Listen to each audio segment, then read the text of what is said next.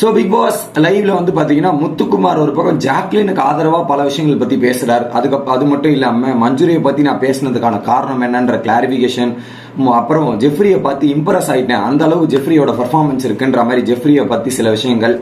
இன்னொரு பக்கம் வந்து சௌந்தர்யா மற்றும் சாச்சனாக்கு இடையே அந்த சுயபுத்தி இல்லையா அப்படின்ற ஒரு டாபிக் டிஸ்கஷன்ன்ற மாதிரி நிறைய விஷயங்கள் லைவ்ல நடந்துச்சு. அது எல்லாத்தையுமே டீட்டெயிலா பார்த்துடலாம். வணக்கம் மக்களே, நேஷனல் உச்சில இருந்து உங்கள் மணிவண்ணன். சேனலுக்கு புதுசா இருந்தீங்கன்னா சப்ஸ்கிரைப் பண்ணிருங்க. பல பேர் சேனல்ல வீடியோவை பாக்குறீங்க, ஆனா லைக் போட மாட்டீங்க. தயவு செய்து லைக்க போட்டீங்கன்னா எனக்கும் ரெக்கமெண்டேஷனுக்கு யூஸா இருக்கும், எனக்கும் யூஸ்ஃபுல்லா இருக்கும். மறக்காம லைக்க போட்டுருங்க. First, captain of the house, அடுத்த வாரம் கேப்டன் யாரு அப்படின்றது பாத்தீங்கன்னா 4 பேர் உங்களுக்கு கேப்டன்சி டாஸ்க் நாமினேட் ஆயிருக்காங்க. மஞ்சுரி, ரஞ்சித், தீபக், பவித்ரா, இந்த 4 பேருமே செகண்ட் டைம் இந்த கேப்டன்சி டாஸ்க்ல பார்ட்டிசிபேட் பண்றாங்க. அதுல தீபக் மட்டும் ஒரு வாட்டி கேப்டன் ஆயிருக்காரு, மஞ்சுரி ஒரு வாட்டி கேப்டன் ஆயிருக்காங்க. இவங்க 2 பேரும் கேப்டன்சி எக்ஸ்பீரியன்ஸ் இருக்கு. எனக்கு ஒரு பக்கம் பவித்ரா இல்ல ரஞ்சித் ஆகணும்ன்றது தான் ஆசை. அந்தபடி ரஞ்சித் தான் அடுத்த வாரத்தோட கேப்டன் அப்படின்றது அபிஷியல் தகவல். நான் காலையிலேயே போஸ்ட் போட்டேன், நீங்க பார்த்திருப்பீங்கன்னு நினைக்கிறேன். திரும்ப வீடியோல அனௌன்ஸ் பண்ணிடுறேன், பல பேருக்கு தெரியாது. ஸோ வாரத்தின் கேப்டன் ரஞ்சித் அவர்கள். ஆனா என்ன டவுட் இருக்குன்னா, இந்த வாரம் ரஞ்சித்தை முடிச்சு விட்டுருவாங்களோ, அவர் வெளியே அமைச்சிருவாங்களோன்னு டவுட் இருக்கு. இல்ல ப்ரீ டாஸ்க் வரையும் வச்சிருப்பாங்கன்ற மாதிரி பல கேள்விகளும் இருக்கு. இது ஒரு பக்கம். அடுத்து சாச்சனா மற்றும் யாராவது சௌந்தர்யா பெட்ரூம்ல ஒரு டிஸ்கஷன் நடக்குது. அந்த சுயபுத்தி இல்லாதவ அப்படின்ற மாதிரி ஒரு டைலாக் சொன்னாங்கல்ல, அது சொன்னது எனக்கு ரொம்ப ஹர்ட் ஆயிடுச்சுக்கா. எனக்கு ஒரு மாதிரி இருந்துச்சு. எதுக்கு நீங்க இப்பெல்லாம் சொல்றீங்க அப்படின்னும் போது, எனக்கு தோணுச்சு, நான் சொல்ல வேண்டி, நான் யாரா இருந்தாலும் அப்படிதான் ஓப்பனா சொல்லிடுவேன். நான் கூட தான் அந்த மாதிரி யோசிக்கிறதுல சில டைம்ஸ், ஒரு சில டைம் யோசிக்கிறேன். நீ என்ன சொன்னாலும் நான் அக்செப்ட் பண்ணி ஏத்தப்பேன். அதை தான் நான் சொன்னாலும் போது, இல்லக்கா நீங்க சொல்றது எனக்கு பிடிக்கல. அன்னைக்கு ஜாக்லின் அழுதப்ப கண்டென்ட் சொன்னீங்களே, அது மாதிரி தான் எனக்கு இதுவும் தோணுது. இந்த மாதிரி அவுட் ஆகும் ஒருத்தருக்கு, இப்பெல்லாம் பேசாதீங்க, இதெல்லாம் சொல்லாதீங்கன்ற. சரி ஓகே நான் புரிஞ்சுக்கிறேன்ற மாதிரி அதை பேசி அங்க ஒரு கன்க்ளூஷன் கொடுக்குறாங்க. அது வந்து சௌந்தர்யாக்கு சொல்ற உரிமை இருக்கு. அதை வந்து அவங்க அக்செப்ட் பண்ணி ஏத்துக்கணுமா ஏத்துக்கூடாதுன்றது சாச்சனா கையில தானே இருக்கு. அவங்க ஒரு விஷயத்த சொல்றாங்க, அது அவங்களோட பார்வை, அவங்களோட பெர்ஸ்பெக்டிவ். இது மாதிரி சொல்லாதீங்க, அவுட் ஆகுதுன்றது இவங்களோட நியாயம். இதையும் சொல்லலாமே, சொல்லக்கூடாதுன்னு இல்லைல்ல. இந்த ஒரு டிஸ்கஷன் அங்க நின்று 2 பேரும் ஒரு சால்வ் பண்ணிட்டாங்க. இல்ல குறிப்பா யாரோ சொன்னாங்க என்கிட்ட, ஒரு டிபேட்ல தான் சொன்னாங்க, சாச்சனா ஃப்ரீ டாஸ்க் வரையும் இருப்பாங்கன்ற மாதிரி யாரோ சப்ஸ்கிரைபர் தான் சொல்லியிருந்தாங்க. அது நடந்துடும் போல இருக்கு. அப்பா கிட்ட வேற என் மெசேஜ் போயிருக்கோம், அப்பா பொண்ணு ஃப்ரீ டாஸ்க் வரையும் கேட்குது, அதனால ஃப்ரீ டாஸ்க் வரையும் இருக்க வச்சிருவோன்ற மாதிரி டிசைட் பண்ணி சாச்சனா வீட்டுக்குள்ள இருக்க வச்சிருவாங்க. இது ஒரு பக்கம். அடுத்து கார்டன் ஏரியால ஒரு பெரிய டிஸ்கஷன் நடக்குதுங்க. கார்டன் ஏரியால ரஞ்சித், அப்புறம் பாத்தீங்கன்னா ஜெஃப்ரி மற்றும் முத்துக்குமார், இவங்க 3 பேருக்கு டிஸ்கஷன். அப்ப வந்து ரஞ்சித் வந்து எக்ஸ்பிளைன் பண்றாரு, ஜாக்லின் கூட நேற்று ஒரு விஷயம் நடந்துச்சுல, அந்த நான் ஜாக்லின் வந்து ஒரு ஸ்டோரி பண்ணாங்கல்ல, ஒரு அப்பா பொண்ணு ஒரு ஸ்டோரி. அப்ப வந்து அவங்க தான் என்கிட்ட கேட்டாங்க, அதுக்கு எனக்கு தோணுச்சு, நான் பண்ணேன். அப்பத்துல இருந்து எனக்கு ஜாக்லின் கூட ஒரு விதமான கனெக்ட் ஆயிருச்சு. நான் ஏதோ ஒரு ரீதியில கனெக்ட் ஆயிட்டு இருந்தேன். நேற்று வந்து அவங்க சொல்லும் போது எனக்கு ஒரு மாதிரி ஆயிருச்சு அப்படின்ற மாதிரி ரஞ்சித் சொல்றாரு. நேற்று சொன்னதுல எனக்கு ரஞ்சித் மேல தப்பே கிடையாது, ஜாக்லின் மேலதான் தப்பே தவிர்த்து ரஞ்சித் மேல நான் தப்பே சொல்ல மாட்டேன் நேற்று. அதுதான் வந்து சொல்றாரு. இதெல்லாம் பேசிட்டு இருக்கும்போது அப்படி ஆயிருச்சு. பட் இருந்தாலும் அதுக்கப்புறம் நான் ரியலைஸ் பண்ணிட்டு ஓகே நான் அக்செப்ட் பண்ணி ஏத்துக்கிட்டு போனேன். அவங்களும் வந்து சாரி கேட்டாங்கன்னு சொல்லும் போது முத்துக்குமார் சொல்றாரு, ரஞ்சித் சார் நேத்து நீங்க பண்ணதான் தப்பு, ஜாக்லின் மேல தப்பே கிடையாது சார்ன்ற மாதிரி முத்து சொல்றாரு. என்னது ஜாக்லின் மேல தப்பு இல்லையா? ஆனா முத்து எங்களுக்குலாம் அப்படி தோணலையே முத்து அப்படின்றதான் எனக்கு தோணுச்சு. என்ன சொல்றாருன்னா, ரஞ்சித் சார் நீங்க பண்ணது தப்பு, அந்த மாதிரி நீங்க பண்ணிருக்கூடாது. ஒருத்தர் வந்து எமோஷனலா நீங்க வந்து இது பண்ணிருக்கீங்க, எமோஷனலா பாதிப்பு ஏற்படுத்தி அந்த அளவுக்கு பண்ணி வச்சிருக்கீங்க, அவங்கள இது பண்ணி லாக் பண்ணிருக்கீங்க. அது உங்க மேலதான் தப்பே தவிர்த்து அவங்களை பிளாக்மெயில் பண்ணி, ஐ மீன் எமோஷனலா இது பண்ணி கேம் விளையாடாம பண்ணிருக்கீங்க. அது அவருடைய ஸ்ட்ராட்டஜி. அது எப்படி தப்புன்னு சொல்ல முடியும்? தப்புன்னு சொல்ல முடியாது இல்லையா? அது அவருடைய பிளான், அவர் தப்புன்னு சொல்ல முடியாது. முத்துக்குமார் சொல்றாரு, அதனால ஜாக்லின் நேற்று பண்ணது கரெக்ட் தான், அவங்க பண்ணது சரிதான் அப்படின்ற மாதிரி ஜாக்லினுக்கு ஆதரவாக முத்துக்குமார் பேசுறதெல்லாம் பார்க்கும்போது ஷாக்கிங்கா தான் இருந்தது. பட் என்ன பொறுத்தவரையும் நேற்று ஜாக்லின் பண்ணது தவறாதான் நான் பாக்குறேன். அது சரி நான் சொல்ல மாட்டேன். அவங்க யூஸ் பண்ண அப்பான்ற வார்த்தையும் சரி, இந்த மாதிரி 60 நாள் கேம் விளையாடுறான்னு கூட சொல்லிக்கங்க.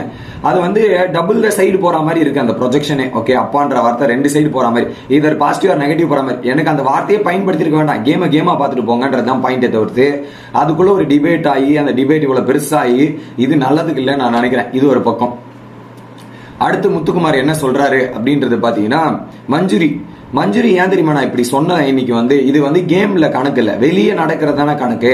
அதனால வெளி பார்வையில என்ன நடக்குதோ அந்த பேசிஸ்ல தான் நான் சொன்னேனே தவிர்த்து உள் பார்வையில சொல்லல. ஏன்னா மஞ்சுரி வந்து எனக்கு வெளியே இருந்தே தெரியும், அவங்க நேற்றுலாம் எமோஷனலா பிரேக் டவுன் ஆகி பல விஷயங்கள் இருக்கு. இங்க எல்லாருமே மஞ்சுரி வந்து ஒரு போட்டியாளரா கண்டஸ்டன்ஸா பாக்குறீங்க, அவங்க நெகட்டிவ் மட்டும் இருக்காங்க, நெகட்டிவா பண்றாங்க, இதெல்லாத்தையும் மட்டும் பண்றீங்க. பட் ஏதோ ஒரு ரீதியில மஞ்சுரி எனக்கு ஃப்ரெண்டு தான், ஆனா அதை அவங்களுக்குள்ள இந்த மாதிரி விஷயங்கள்லாம் இருக்குது அப்படின்றது சொல்ல வேண்டியது என் கட்டாயம் இல்லையா? அதுக்கு ஒரு சுச்சுவேஷன் கிடைஞ்சது, இதை நான் சொல்லிட்டேன் அப்படின்றத ஓப்பனா சொல்றாரு. நல்ல குவாலிட்டிஸும் மஞ்சுரி கிட்ட இருக்கு அப்படின்றதையும் ஓப்பனா அடிக்கிறார். மற்றவங்களை பாராட்டுற அந்த கப்பை மற்றவங்க ஜெயிச்சா கூட சந்தோஷப்படக்கூடிய ஒரு நபரா இருந்தா மஞ்சுரி தான், வேற யாரும் இருக்க மாட்டாங்க. அவங்க கிட்ட நான் வீட்டுக்குள்ள வரும்போது அவங்க கிட்ட சொல்லிட்டு தான் வந்தேன்ற மாதிரி மஞ்சுரியை பத்தி பாராட்டுறாரு. நான் கடமைப்பட்டிருக்கேன்ற மாதிரி முத்து சொல்லி முடிக்கிறார். இதே நாளைக்கு கேம்னு வந்தோம்னா நான் நாமினேட் பண்ணுவேன், நானே வச்சு செய்வேன், இது ஒரு பக்கம், இது வேறு அது வேறுன்ற மாதிரி தெளிவான கிளாரிபிகேஷன் எக்ஸ்பிளனேஷனுமே கொடுத்துட்டு இருக்கார் அப்படின்றது பார்க்க முடிஞ்சு. அடுத்து ஜெஃப்ரியை பத்தி பேசுறாரு. ஜெஃப்ரியோட கேம் பிளே வர வர பயங்கரமா இருக்கடா, வேற லெவல் இம்ப்ரூவ் ஆயிருக்கடா ஜெஃப்ரி. ரீசெண்டா சொல்றேன், நான் உன் கேம் பிளே எனக்கு அவ்வளவு பிடிச்சிருக்கு, நான் ரசிக்கிறேன், வியந்து பாக்குறேன் அப்படின்ற மாதிரி முத்துக்குமார் வந்து ஜெஃப்ரியை பாராட்டுறார். ஏன்னா ஜெஃப்ரி நீ வந்து அந்த ஒரு டாஸ்க் இருந்ததுல, பட்டிமன்றம் டாஸ்க்ல வந்து நீ ஒரு வார்த்தைகள் பேசி அப்படியே ஒரு மாதிரி சிக்கி தவிச்சா பேசக்கூடாதுன்னு எல்லாரும் நிறுத்தினாங்க. இப்பெல்லாம் நீ பேசுறத கேட்கறதுக்காக பல பேர் வெயிட் பண்றாங்க. அந்த அளவு பாயிண்ட்லாம் அவ்வளவு சென்சிபிளாவும் அழகாவும் பேசி எக்ஸ்பிளைன் பண்ற. நீ கரெக்டா எந்த இடத்துல போக்கஸ் பண்ணி பாயிண்ட் போடணுமோ அதை கரெக்டா போடுற, கொடுக்கப்பட்ட பொறுப்பு கொடுத்தா அதை அழகா பண்ற, வேற லெவல் மோல்ட் ஆயிட்டு சூப்பரா வரடா, நீ வேற மாதிரிடா அப்படின்னா மாதிரி. ஸோ ஜெஃப்ரியை பத்தி ஒரு பல விஷயங்கள் பாராட்டி புகழ்கிறார். நல்லா தான் இருந்துச்சு. அதை கேட்கும் போது என்னமோ ஜெஃப்ரியோட டிரான்ஸ்பர்மேஷன் இருக்குல்ல, அது நல்லா இருந்துச்சு. அப்ப பேச தெரியாத ஜெஃப்ரில இருந்து இவ்வளவு தூரம் வந்தது. பட் என்ன கொஞ்சம் தப்பா இருக்குன்னா, இப்ப ரீசெண்டா அவர் பண்ற அந்த ஷேமிங்லாம் இருக்குல்ல, பாடி ஷேமிங், அந்த ஒருத்தர் சாரி கேட்டு மார்க் பண்றது, இதுதான் ரொம்ப தவறா இருக்கு. அதை மட்டும் அவாய்ட் பண்ணிடணும். அது இது இப்படியே பண்ணிட்டு இருந்தாங்கன்னா அவருக்கு அது பேக் ஃபயர் ஆகி ஹெவி டேமேஜ் ஆகிறதுக்கான வாய்ப்புகள் அதிகமா இருக்குன்னு நான் பாக்குறேன். இன்னொரு பக்கம் முத்துக்குமார் இன்னொரு அட்வைஸுமே சொல்லிடுறாரு சாச்சனாக்கு. அப்பதான் சாச்சனா வந்தாங்க. சாச்சனா கூட என் பக்கத்துல வந்து உட்காரா, இதெல்லாம் பண்றா, ஆனா நாமினேட் பண்ணிக்குன்னு சொல்லிட்டு தான் உட்காரா. அவ ஒரு அன்பு பாசத்தை காட்டுறா. ஆனா ஒரு சில விஷயங்கள் ரொம்ப முக்கியம். சாச்சனா கிட்ட சொல்றாரு, வெளியே நீங்க ஒரு தப்பு பண்றீங்க, அந்த தப்பை திருத்திக்கிறதுக்கான இடம் தான் இங்க. நீங்க வெளியே ஒரு இன்டர்வியூல போயிட்டு நீங்க ஒரு கோவத்தை வெளிப்படுத்துறீங்க, கோவத்தால ஒரு ஏதோ ஒரு பொருளை தூக்கி போடுறான்னா அப்படியே ஃப்ரேம் பண்றாங்க மீடியெல்லாம்.